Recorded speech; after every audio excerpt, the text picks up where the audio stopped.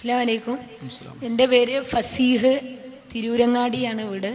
എൻ്റെ ചോദ്യം, ഇപ്പം സോഷ്യൽ മീഡിയ നെറ്റ്വർക്കിലൂടെയൊക്കെ കാന്തപുരം അവാർഡ് വരെ പ്രഖ്യാപിക്കാനിടയായ ഒരു സാഹചര്യം ഉണ്ടായി.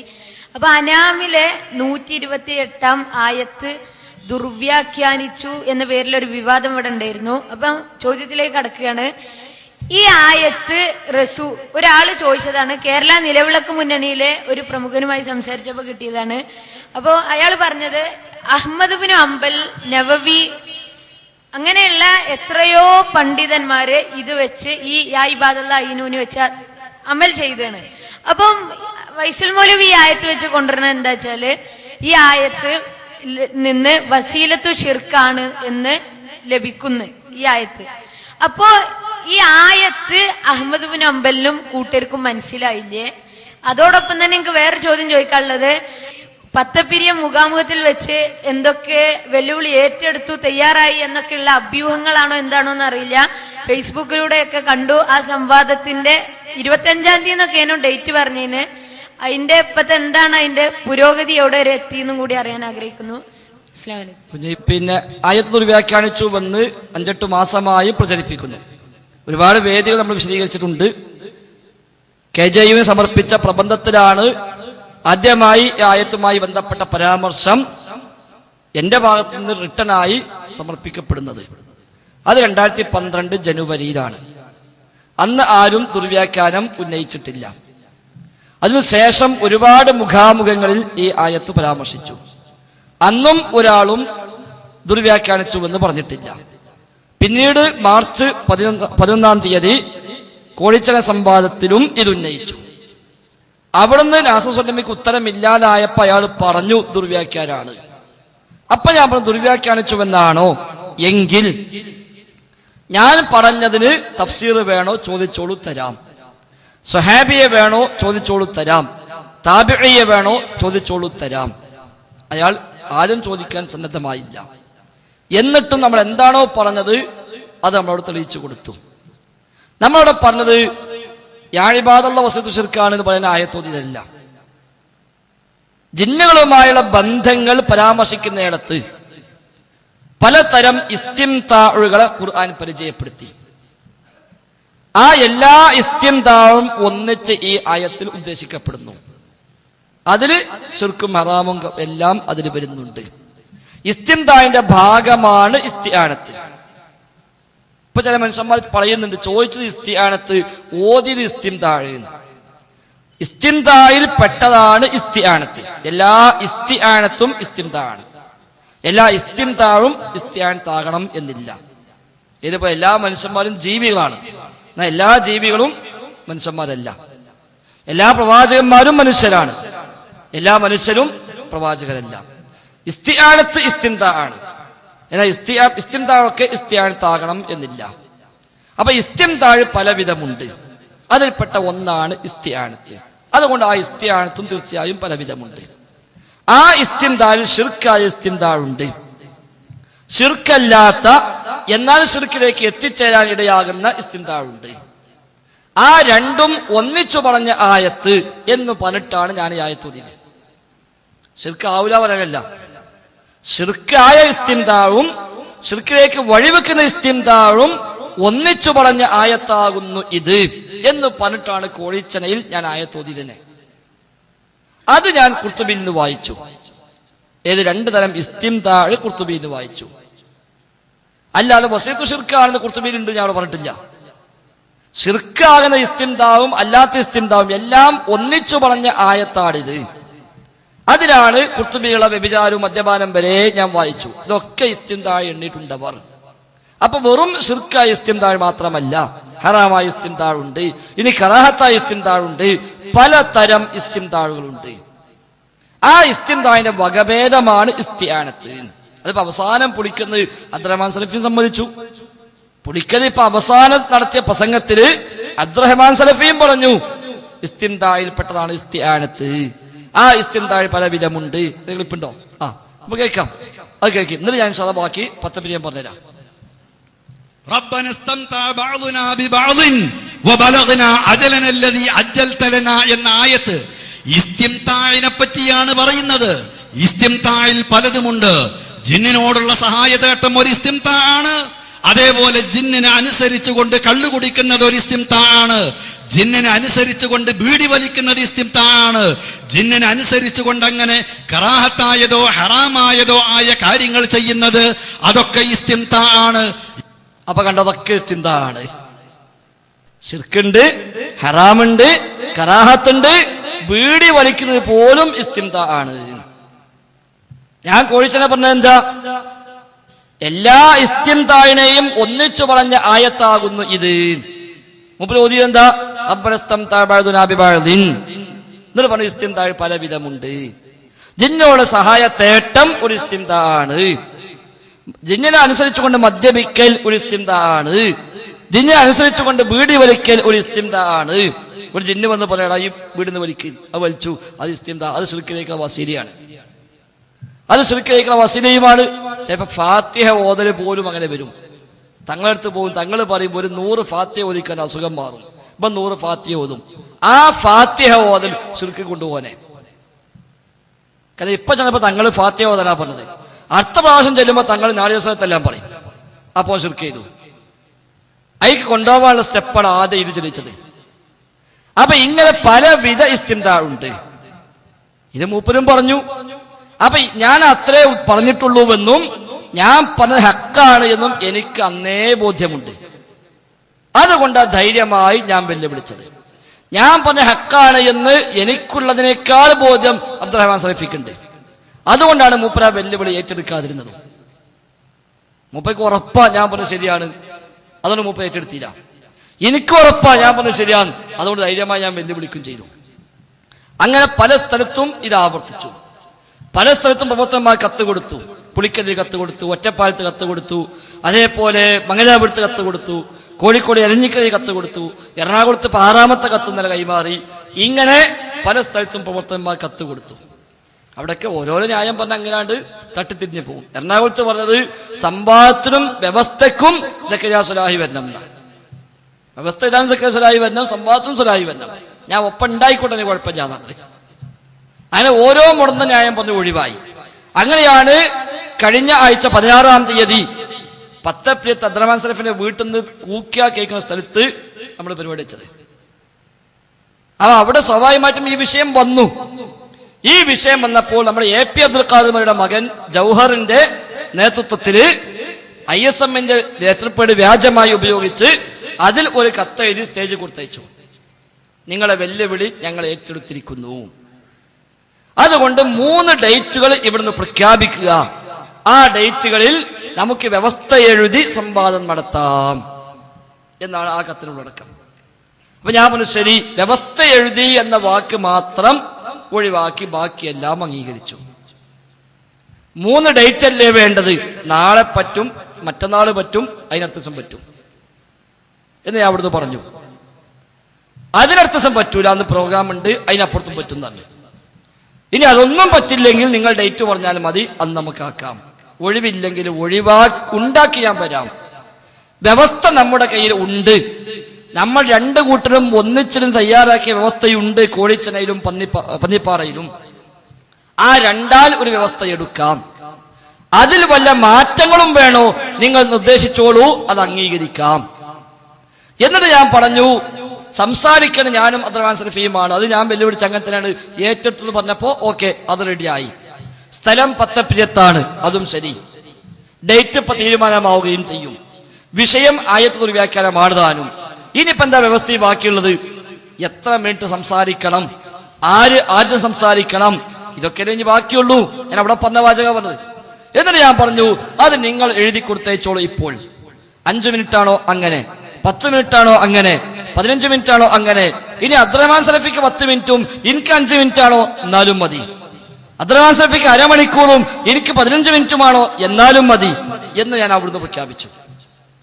അത് നിങ്ങൾ എഴുതി കൊടുത്തേച്ചാൽ മതിയാണ്. അപ്പൊ 2ാമത്തെ എഴുത്ത് വന്നു സ്റ്റേജിലേക്ക്. അതിൽ വന്നത് പത്തപ്രിയത്ത് വെച്ച് നടക്കുന്ന സംവാദത്തിന് പത്തപ്രിയത്തിന് വ്യവസ്ഥ തയ്യാറാക്കണം. അതുകൊണ്ട് രാവിലെ വ്യവസ്ഥ തയ്യാറാക്കുക, ഉച്ചയ്ക്ക് സംവാദം നടത്തുക. അപ്പൊ ഞാൻ പറഞ്ഞു, കുറച്ച് കാലമായി ഈ പണി തുടങ്ങിയിട്ട് വ്യവസ്ഥയ്ക്ക് ഇരിക്കുക എന്ന് പറഞ്ഞാലുള്ള സുഖം എന്താ അറിയോ? അപ്പൊ വ്യവസ്ഥയിൽ 5 വീതം പണ്ഡിതന്മാർ. അപ്പോ അനീഫ, അനസ്, സലഫി, നമ്മളെ ചാരല്, പിന്നെ വാണി നമ്മളെ മറ്റേ ഉണ്ടല്ലോ, എന്താണ് പിന്നെ നമ്മളെ കരുമാടിക്കുട്ടല്, ഓനും ശുക്കൂറ്. അപ്പൊ ഓർക്ക് 5 ആക്കിയിട്ട് വരാം. അതേമാതിരി ഇവിടെ 5 ആളും. അപ്പൊ ഒരു ഉച്ചാകുമ്പോഴേക്കും ഒച്ചമ്പാളും നായാട്ടൊക്കെ കാണുന്ന ഇയാൾ പിരിയാ. അപ്പൊ മടവൂരായിട്ട് എന്താ വ്യവസ്ഥയിൽ തെറ്റിപ്പിരിഞ്ഞു പോയി.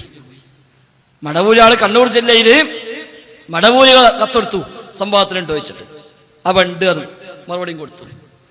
അപ്പൊ സലാം സുലൈമി കൂട്ടത്തിൽ വേണം നമ്മൾ പ്രത്യേകം പറഞ്ഞത്. കാരണം സലാം സുലൈമി ഒന്ന് രക്ഷപ്പെട്ടു പോയതാ. അത് രക്ഷപ്പെട്ടു പോയി അവസാനം പിന്നെ മൂപ്പര് പറഞ്ഞു നമ്മൾ മുങ്ങീന, മൂപ്പര് മാത്രമേ സംസാരിക്കാൻ പാടുള്ളൂ എന്ന് നമ്മൾ വാശി കാണിച്ചു. നമ്മൾ അങ്ങനത്തെ ഒരു വാശി കാണിച്ചിട്ടില്ല. മൂപ്പര് സംസാരിച്ചോളൊന്നുമില്ല, പക്ഷെ മൂപ്പര് ഉണ്ടാകണം. കാരണം മൂപ്പരെ ബുക്ക വായിക്കാനുള്ളതൊക്കെ. അപ്പൊ മൂപ്പര് ഉണ്ടാകണം, എന്നാലല്ലേ നമുക്ക് മൂപ്പരിക്കലും പറയാണ്ടെങ്കിൽ പറയാൻ പറ്റുള്ളൂ. അങ്ങനെ അതിന് രക്ഷപ്പെട്ടു. മൂപ്പര് വർത്തമാനത്തിലൊക്കെ പിന്നെ പരസ്യം കൊടുത്ത് നമ്മൾ മുങ്ങിയിട്ട് ആയിക്കോട്ടെ, കുഴപ്പമില്ല, ഒരിക്കൽ എന്തും പറയാലോ. അല്ലെ കണ്ണൂർ നമ്മൾ ആദ്യമേ പറഞ്ഞു സലാം സുലൈമി കൂട്ടത്തിൽ ഉണ്ടാകണം. അപ്പൊ ഒരു പറഞ്ഞു സലാം സുലൈമി കുറച്ച് പ്രായമായ ആളൊക്കെ അല്ലേ, മൂപ്പർക്ക് വല്ലാത്ത സുഖമില്ല, അവിടെ മൂപ്പര് വരുന്ന ഉറപ്പൊന്നും പറയില്ല, ഏതായാലും ഞങ്ങൾ ആളുണ്ടാവും, ഞാൻ ആയിക്കോട്ടെ അതിന്റെ പേര് പോണ്ട, ശരി. അങ്ങനെ അവിടെ ആദ്യമേ ചർച്ച വന്ന വിഷയം സിഹിറാണ്. കത്തിൽ എഴുതി കൊടുത്തതും സിഹിറാണ്. ഇന്നലെ വ്യവസ്ഥയ്ക്ക് വന്നു. അപ്പൊ ആദ്യം വ്യവസ്ഥ മലപ്പുറത്തെ ചർച്ച എന്നാ പറഞ്ഞത്. കാരണം ഓരോ ആൾക്കാരും ഇവിടുന്ന് പോവുക, നമ്മളും ഇവിടുന്ന് പോവുക, ആ വണ്ടിക്കായി ലാഭമല്ല, നമുക്ക് ഇവിടുന്ന് എഴുതിയാൽ പോരായിരുന്നു. ഞാൻ ഓല് ഒരാളൊക്കെ ഇവിടുന്നാണ്, നമ്മൾ ജമാട് മൻസൂർ അലിയും അലിയും മദനിയും ഇവരൊക്കെ ഇവിടുന്നാണ് വണ്ടി കയറുക, ഞങ്ങളും ഇവിടുന്ന് വണ്ടി കയറി. എന്തിനാ ഇവിടുത്തെ ഇത്ര സമയം കളയുന്നത്? നമുക്ക് വ്യവസ്ഥ ഇവിടുന്നാണ്, സംവാദം വേണം അവിടെ ചർച്ച. ആദ്യം കാന്ന് പറഞ്ഞത്. പിന്നെ കണ്ണൂർക്കാർക്ക് നിർബന്ധം അവിടെ തന്നെ വേണം. ആയിക്കോട്ടെ, ശരി. അപ്പൊ ഞാൻ പിന്നെ ഞാനില്ല കണ്ണൂർക്ക്, ഏതായാലും ഇവിടുന്ന് ആണ്ട് യാത്ര ചെയ്താൽ കഴിഞ്ഞ് തിരിച്ചുപെടുത്തുമ്പോൾ നേരം വിളിക്കും. അങ്ങനെ നഷ്ടപ്പെടുത്താൻ മാത്രം സമയമുള്ള ഒരു സമയമില്ലല്ലോ ഇപ്പോ. അതുകൊണ്ട് ഞാൻ ഏതായാലും ഇല്ല, വ്യവസ്ഥ ചെയ്താൽ ആരും വന്നിട്ട് സംഭവത്തിന് ഞാൻ വരാം. അങ്ങനെ ഇന്നലെ മലിക് സലഫിയും അതേപോലെ നമ്മളെ അമീറും ഇവിടെ പോയി. വ്യവസ്ഥ ചെയ്താവുന്നപ്പോ സിഹിർ പോയിക്ക് എന്തായാലും പറ്റൂല. കത്തിലൊക്കെ പറഞ്ഞ സിഹിറ എഴുതി കൊടുത്തതും ഇതിനെ സംസാരിച്ചതും എല്ലാം സിഹിർ വിഷയമാണ്. സിഹിർ പറ്റൂല, അതിന്റെ പേര് ഒച്ചപ്പാടും പാടായി പിരിഞ്ഞു. അപ്പൊ അതാണ് വ്യവസ്ഥകളെ മെച്ചം. അപ്പൊ ഇവരെ ആവശ്യം വ്യവസ്ഥക്കൊന്ന് ഇരുന്ന് കിട്ടിയാൽ മതി. ഒരു 2 മണിക്കൂർ 4 ഒച്ചമ്പാളൊക്കെ നായാട്ടെടുത്ത് തെറ്റിപ്പിരിഞ്ഞു പോയാൽ ഈ വെല്ലുവിളിയുടെ അവസാനിച്ചല്ലോ. പിന്നെ എവിടെയും വെല്ലുവിളിക്കും, അത് കഴിഞ്ഞു. അത് വ്യവസ്ഥയ്ക്ക് ഇരുന്നു, അത് തീരുമാനമായി, ഇതൊക്കെ കഴിഞ്ഞു, പിന്നെ നിർത്തിയല്ലോ, അതിനുള്ള പണിയാണ്. അപ്പൊ ഞാൻ പറഞ്ഞു അതുകൊണ്ട് ആ ഇരുത്തല്ല. സംവാദം ഇൻഷാ അല്ലാഹ് നമുക്ക് നടത്താം. അത് ഉച്ചയ്ക്ക് ശേഷം സംവാദം കൂടെ കുഴപ്പമില്ല. അപ്പൊ ആ 2ാമത്തെ കത്തുകളിൽ പറഞ്ഞു 25-ാം തീയതി രാവിലെ വ്യവസ്ഥ, ഉച്ചക്ക് സംവാദം എന്നവർ എഴുതിയത്. അപ്പൊ ഞാൻ ചെറിയൊരു ഭേദഗതി, വ്യവസ്ഥ നമ്മളിപ്പോ തന്നെ ആയാലും ഏകദേശമൊക്കെ ഇനി ടൈമല്ലേ ബാക്കിയുള്ളൂ, ഡേറ്റ് പായി, ഇനി ടൈമല്ലേ ബാക്കിയുള്ളൂ, നിങ്ങളിപ്പോ എഴുതി കൊടുത്തേച്ചോളി. നമുക്ക് 25-ാം തീയതി ഉച്ചയ്ക്ക് ശേഷം നടത്താം. ഇനി രാവിലെ മുതൽ സംവാദം തുടങ്ങാൻ പറ്റുമെങ്കിൽ തുടങ്ങുകയും ചെയ്യാം. അത് പത്രപ്പേത്ത് വെച്ച് പരസ്യമായി നടത്തണം എന്ന് ഞാൻ പറഞ്ഞു. അപ്പൊ 3ാമത്തെ കത്ത് സ്റ്റേജിലേക്ക്, നിങ്ങൾക്ക് എന്താണ് വ്യവസ്ഥയെ പേടി? അബ്ദുറഹ്മാൻ സലഫിയുമായി സംവാദം നടത്താൻ നിങ്ങൾക്ക് പേടിയാണോ? അപ്പൊ ഞാൻ പറഞ്ഞത് ഖുറാഫിയുടെ ശൈലിയാണ്, ഇത് മുജാഹിദികളുടെ ശൈലിയല്ല. അതിൽ ആ രീതി ഒഴിവാക്കുക. ഇൻഷാ അല്ലാഹ് 25-ാം തീയതി ഉച്ചക്ക് ഞാനിവിടെ വരും പത്തപ്രിയത്ത്. അന്ന് അബ്ദുറഹ്മാൻ സലഫിനെ ഇവിടെ കാണണം. അത് സംവാദം ഇവിടെ നടക്കും, പരസ്യമായി നടക്കും. കോഴിച്ചന സംവാദത്തിന്റെ വ്യവസ്ഥയോ പന്നിപ്പാറ വ്യവസ്ഥയോ എന്ത് മാറ്റം വേണോ നിങ്ങൾ പറഞ്ഞോളി, ആ മാറ്റം അംഗീകരിക്കാം എന്നും പറഞ്ഞ് പ്രഖ്യാപിച്ചു. പിന്നെ കത്ത് വന്നില്ല. പിന്നെ ഇത് കേട്ടപ്പോ നമ്മളെ കുറെ ആളുകൾ ലൈവായി കേട്ടവരും സദസ്സൊന്ന് കേട്ടവരൊക്കെ ഉണ്ട്. അപ്പൊ അവരൊക്കെ പോസ്റ്ററാക്കി പലരും ഫേസ്ബുക്കിലൊക്കെ ഇട്ടു 25-ാം തീയതി സംവാദം നടക്കുന്നു പറഞ്ഞിട്ട്. അപ്പൊ ചില മനുഷ്യന്മാർ ചോദിച്ചു, അല്ല പണ്ടല്ലേ പറഞ്ഞത് ഓല് ബ്രസീൽ നിങ്ങള് മലപ്പുറം, ഇതിപ്പോ കളിച്ച ആരാ കളി കാണാൻ വരിക എന്നൊക്കെ ചിലർ ചോദിച്ചു. ആയിക്കോട്ടെ, കുഴപ്പമില്ല, എന്നാലും നടക്കട്ടെ കളി. അങ്ങനെ പിറ്റേ ദിവസം കണ്ടു അടുത്തൊരു കത്ത്. നമ്മളെ പ്രസംഗം 16-ന് 17-ന് ഒരു കത്ത്. ആ കത്ത് എന്താ വെച്ചാല്, നിങ്ങള് പിന്നെ കോഴിച്ചന സംവാദത്തിന്റെ വ്യവസ്ഥയും പന്നിപ്പാണ വ്യവസ്ഥയും വേണമെന്നാണ് വാശി പിടിക്കുന്നത്. ഈ സംവാദം എങ്ങനെ നടക്കണമെന്ന ആഗ്രഹം കൊണ്ട് ഞങ്ങൾ അത് അംഗീകരിക്കുന്നു. അതുകൊണ്ട് ചില നിബന്ധനകൾ ഞങ്ങൾ ഭേദഗതി വേണമെങ്കിൽ അറിയിക്കാൻ നിങ്ങൾ പറഞ്ഞിട്ടുണ്ടല്ലോ, അതുകൊണ്ട് കുറച്ച് ഭേദഗതി. അതെന്താ ഭേദഗതി? ഒന്ന്, സംവാദം അബ്ദുറഹ്മാൻ സലഫിയും ഫൈസൽ മുസ്ലിയാരും അബ്ദുറഹ്മാൻ സലഫിയും തമ്മിൽ നടക്കുന്ന സംവാദത്തിൽ സലഫിയുടെ കൂടെ 5 പണ്ഡിതന്മാരുണ്ടാകും. ഒരു സമയത്ത് ഒരാളെ സംസാരിക്കുകയുള്ളൂ. ഒരു സമയത്ത് ഒരാളെ സംസാരിക്കുകയുള്ളൂ. അപ്പൊ ആ ഒരാൾ ആരാ കിട്ടണല്ലോ. കാരണം മൂപ്പരും ഉണ്ടാതങ്ങനെ ഇരിക്കും, ബാക്കിയുള്ള അങ്ങനെ സംസാരിക്കും. അവസാനത്തെ 10 മിനിറ്റ് ഇങ്ങനെ കത്തിച്ചാണ് ഇറങ്ങിപ്പോകാൻ മൂപ്പര പൂതി. അപ്പൊ ഒരു സമയത്ത് ഒരാളെ സംസാരിക്കൂ, ഒന്നത്. 2, പത്തപ്പരിയത്തുള്ള അബ്ദുൽ കരീം എന്ന ആളുടെ വീട്ടിൽ വെച്ചാകണം. ഇപ്പൊ പരസ്യമായിട്ടുള്ള പോയി. 3 പത്തപ്രിയത്തുകാരായ 15 ആൾക്ക് മാത്രമേ ശ്രോതാക്കളായി പ്രവേശനമുണ്ടാവുകയുള്ളൂ. 3ാമത്തെ നിബന്ധന.